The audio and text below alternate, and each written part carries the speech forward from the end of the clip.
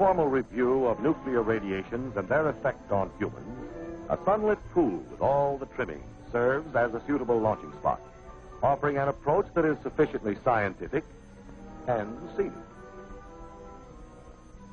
A sunbather exposes herself to an assortment of radiations. Some, such as the solar rays, are heaven sent. Others are nuclear, the same as those which come from an atomic burst, and they're bombarding her from all sides. From the sky in the form of cosmic rays, from radon, a material in the atmosphere, from radioactive uranium found in the water which she just left, and in the earth on which she now lies. They aren't powerful enough to bother our bather. They're less of a hazard than the rays of the sun, which, if carelessly taken, can become too much of a good thing. With all radiations, nuclear and otherwise, it depends on the duration and intensity of the exposure. Nuclear radiations have their novel way of causing injury, but it's neither mysterious nor inescapable. Radioactivity, as represented by the ball, causes electrons to be ejected from their atoms. It's an offensive move based on ionization. Ionization disrupts the structure of atoms of which all living matter is composed. An atom is part of a molecule, and molecules are parts of the cell. The cell is the structural and functional unit of all living matter, a tiny machine with a basic job to do. Cells operating with thousands of other cells of various shapes and performing special chores make up tissues and organs.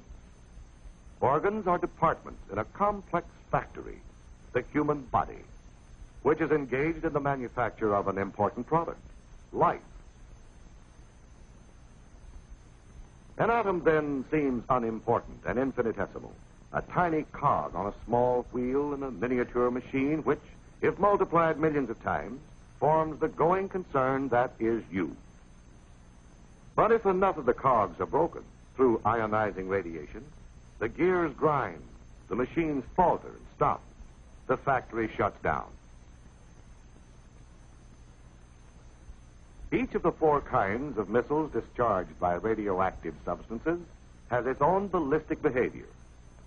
To observe them attacking the body, they must be symbolized far out of proportion, magnified millions of times. Gamma rays are the most penetrating, but the least ionizing. Not so penetrating, but more ionizing, are neutrons, which are not rays, but particles. Neutrons and gamma rays are external dangers, able to shoot into the human body easily. Alpha particles cannot penetrate the skin.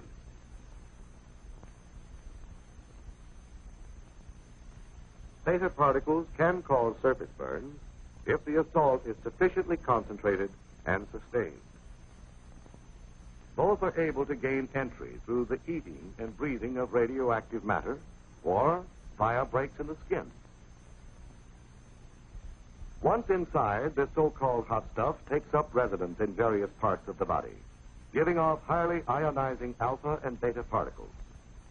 And how long does this radio rat race go on? The body will succeed in casting off some of this material, but it is a long, slow process. There's no effective method for dislodging the stuff. No known way of neutralizing or destroying it.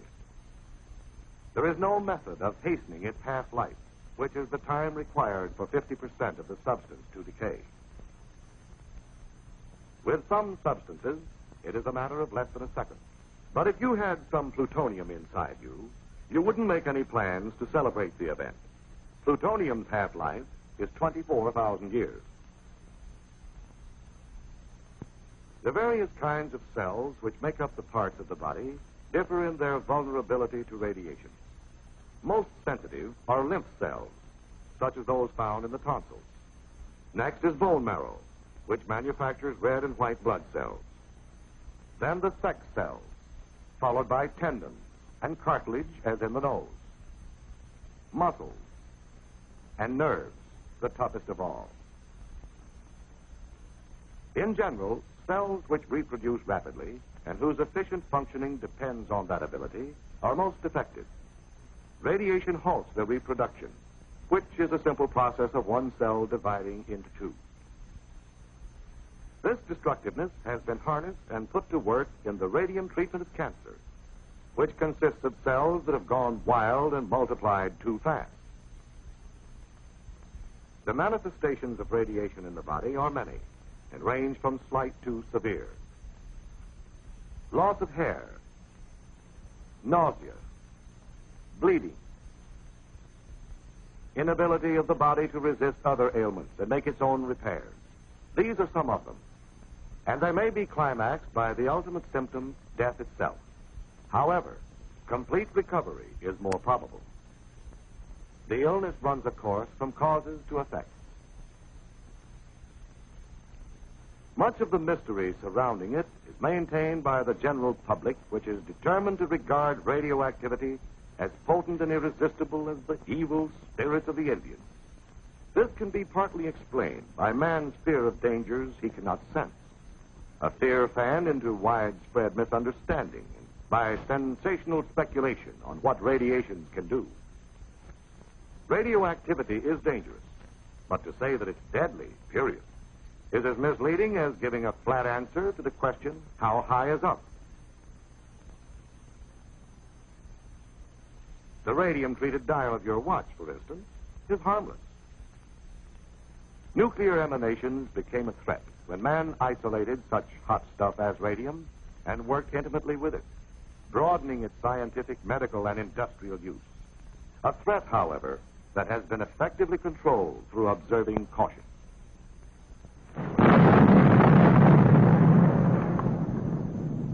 Not even the atomic bomb burst, man's boldest venture in releasing atomic power, is the DDT of humanity from which there is no escape. For it has its known limits, calling for preventive measures as clear-cut as those doctors lay down in telling people how to ward off infectious diseases.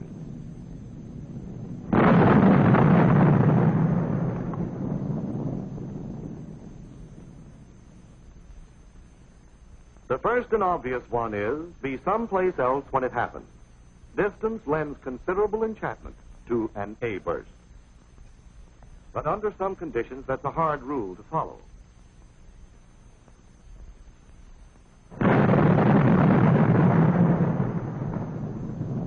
Atomic warfare, for instance, might allow little choice in the matter.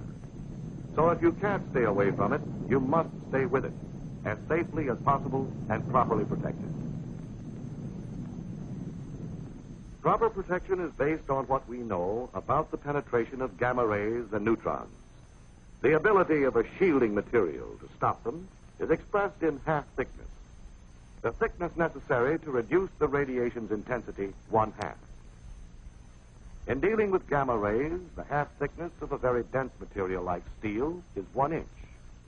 That of concrete, less dense, is 3 inches, while 12 inches of wood, which is quite porous, is required. Against neutrons, the density of a material is not so important as its ability to slow down and capture the particles. Concrete, earth, and water furnish good shielding.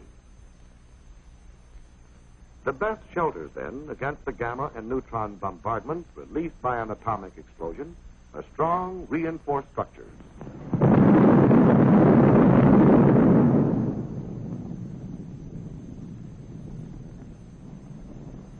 That prompt bombardment of a high aerial burst is severe but short-lived, since it is carried up into the stratosphere.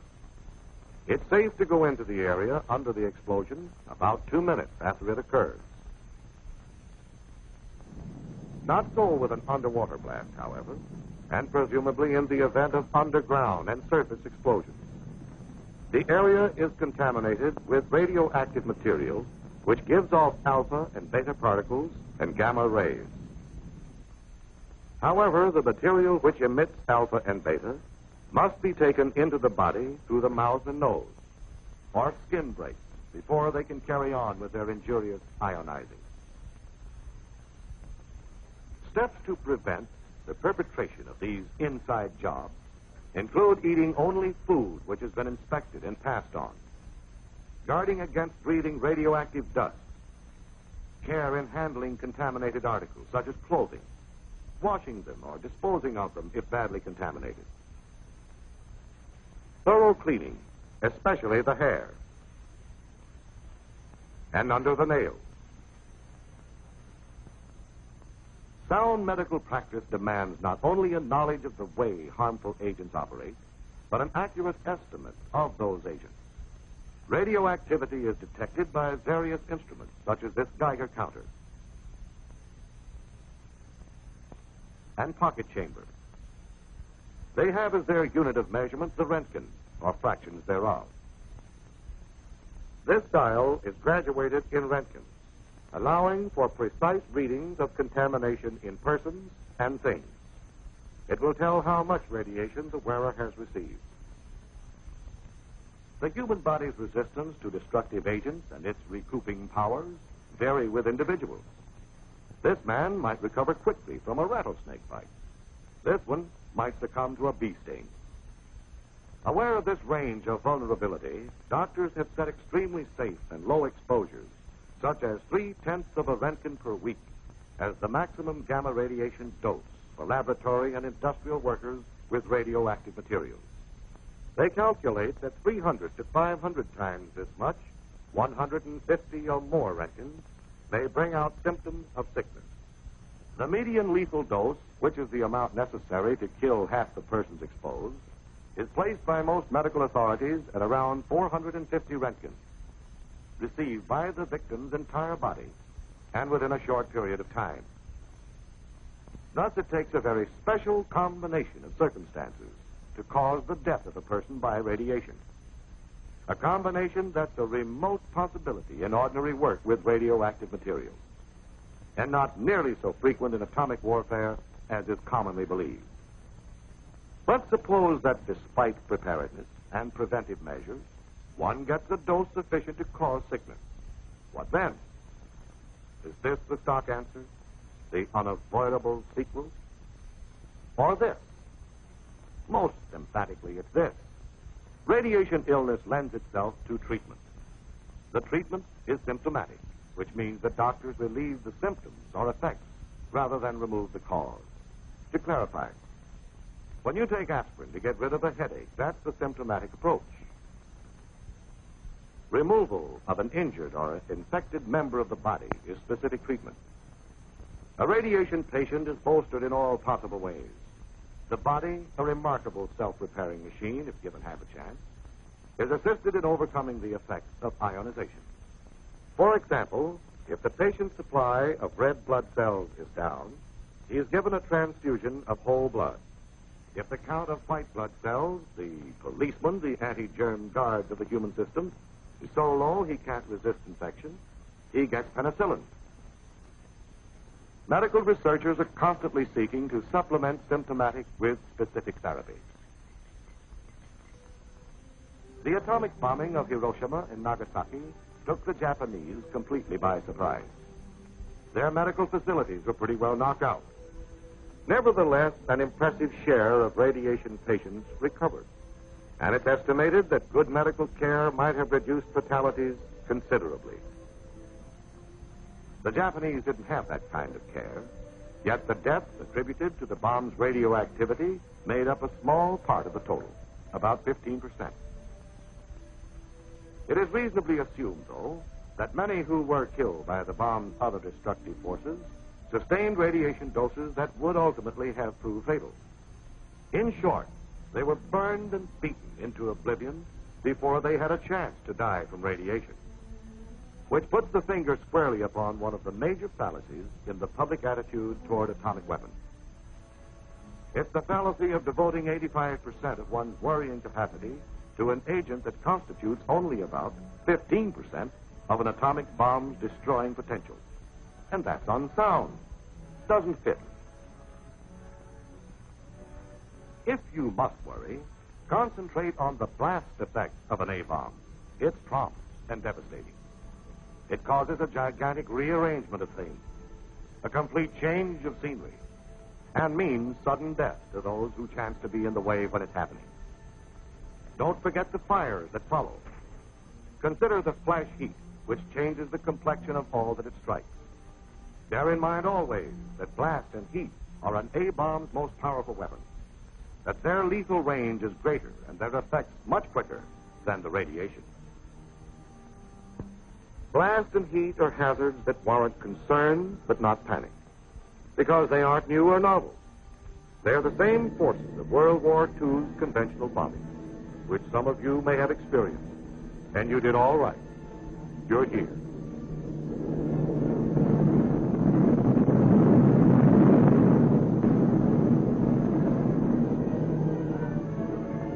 As food for thought, the possibility of atomic warfare and its relation to your well-being is understandably on your mental diet. But in your thinking, adopt the realistic viewpoint of a man engaged in a gun battle.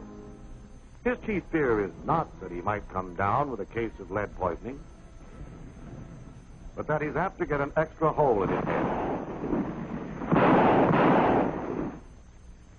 Some of the falsehoods circulated about radiation effects are trivial, but upsetting. They're beamed right at one's self-esteem. And will eventually result in a race of bald-headed people. Just imagine.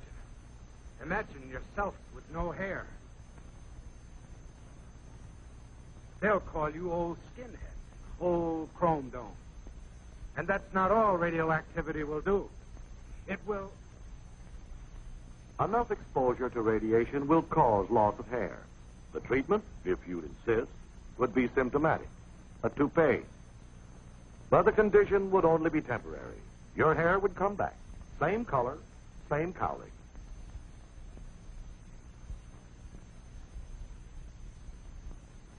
A fear that is grossly built up in popular print is that radiation will cause impotence, which is the mechanical inability of a man to fulfill his sexual role. That fear won't stand examination. Another subject of misgivings is sterility. A sterile man can carry out his sexual obligations physically, but is unable to fertilize, to reproduce his kind. The estimated dose needed to bring about permanent sterility exceeds the lethal dose. So obviously, sterility by radiation would be just incidental, a matter a dead man wouldn't worry about. The public has been force-fed grave suspicion that extensive use of atomic energy, as in war, might eventually result in an overabundance of freaks, suitable for sideshow exhibition. We can start picking the freak possibilities apart by looking at a sperm cell, the kind of cell that plays a leading part in reproduction. These chromosomes contain the material through which such physical characteristics as color of hair and eyes are handed down from parent to offspring. Sometimes the chromosomes are broken up. This upsets the heredity controlling material when the cell divides, and the result may be a mutation, a variation from the parent. It occurs naturally and may also be brought about by radiation. But radiations can't produce any new kinds of mutations. They can only increase the natural rate. Is the increase enough to stew about? No. We can't experiment along these lines with humans, but we can observe the effect of radioactivity on mice and fruit flies, which produce new generations so frequently that to study them for a short time is like reviewing a long span of mankind's history. These are the probabilities, and they aren't important enough to lose any sleep over. Besides, a mutation can be a good variation, an improvement over the parent. If you'll be honest with yourself, face the facts, you'll probably realize that your principal worry ought to be that your offspring will look just like you.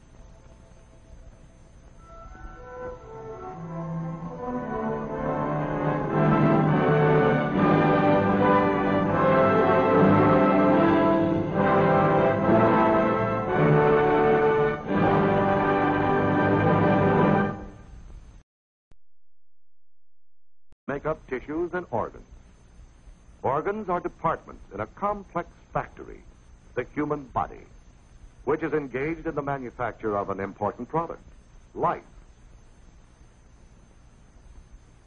An atom then seems unimportant and infinitesimal, a tiny cog on a small wheel in a miniature machine which, if multiplied millions of times, forms the going concern that is you.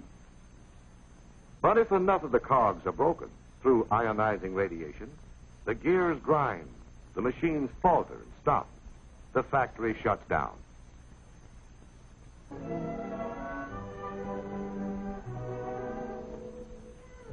For an informal review of nuclear radiations and their effect on humans, a sunlit pool with all the trimmings serves as a suitable launching spot, offering an approach that is sufficiently scientific and scenic. A sunbather exposes herself to an assortment of radiations. Some, such as the solar rays, are heaven sent. Others are nuclear, the same as those which come from an atomic burst, and they're bombarding her from all sides. From the sky in the form of cosmic rays. Radioactivity, as represented by the ball, causes electrons to be ejected from their atoms. It's an offensive move based on ionization. Ionization disrupts the structure of atoms of which all living matter is composed. An atom is part of a molecule, and molecules are parts of the cell. The cell is the structural and functional unit of all living matter, a tiny machine with a basic job to do. Cells operating with thousands of other cells of various shapes and performing special chores.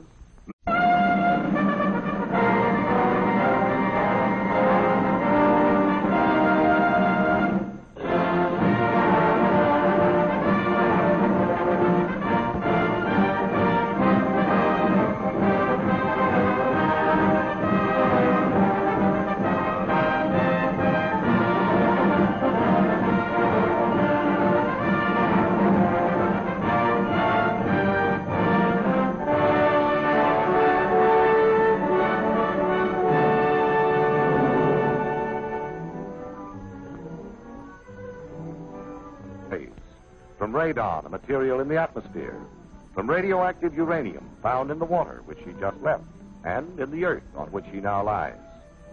They aren't powerful enough to bother our bather. They're less of a hazard than the rays of the sun, which, if carelessly taken, can become too much of a good thing. With all radiations, nuclear and otherwise, it depends on the duration and intensity of the exposure. Nuclear radiations have their novel way of causing injury, but it's neither mysterious nor inescapable.